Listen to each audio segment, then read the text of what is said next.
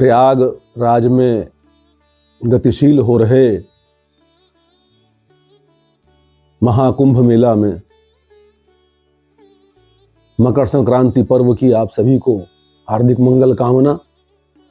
ये शाही स्नान का दिवस होगा।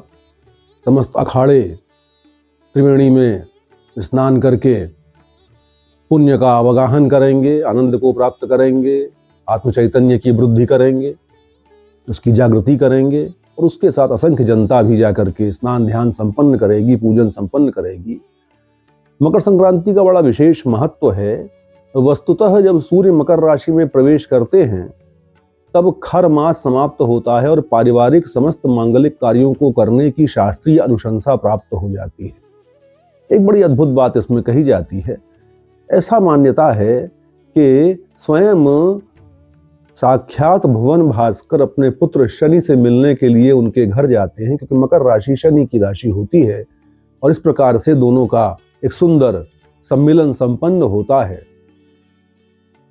सूर्य जब उत्तरायण होते हैं तो क्या हुआ था, उसमें दो बड़ी महत्वपूर्ण घटनाएं हैं।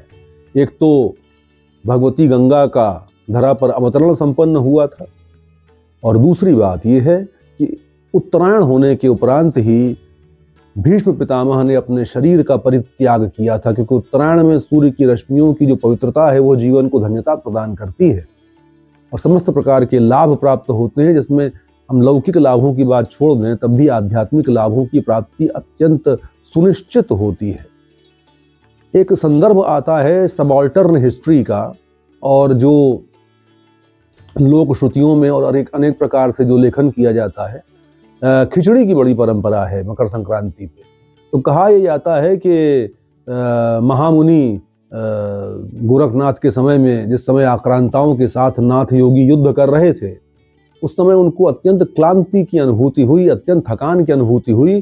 तो महागुरु ने दाल चावल और सब्जी को मिला करके पका करके उनको खिलाया खिचड़ी के रूप में, जिससे उनको पुनः ऊर्जस्विता प्राप्त हुई। और ऐसी लोक मान्यता है कि खिचड़ी का प्रचलन मकर संक्रांति पर तभी से प्रारंभ हुआ, ऐसा माना जाता है।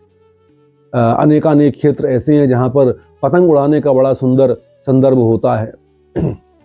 जीवन में उड़ान भरनी चाहिए आदमी को, लेकिन पतंग उड़ाने से भी एक बात स्पष्ट होती है, पतंग चाहे जितनी उड़ाओ लेकिन लटाई हाथ में रखना, अर्थात उड़ना तुम्हारे हाथ में है लेकिन विवेक नष्ट न हो, विवेक के साथ निर्णय करते हुए आगे बढ़ो तो पतंग कटेगी नहीं, हमेशा हवा में उड़ती रहेगी। इस प्रकार से प्रयागराज के इस अद्भुत संदर्भ में, इस अद्भुत आनंदित कर देने वाले पर्व पर समस्त बाबाओं के साथ, समस्त संतों के साथ, अवधूतों के साथ जनता भी अवगाहन संपन्न करेगी और अपने आनंद को प्राप्त करेगी।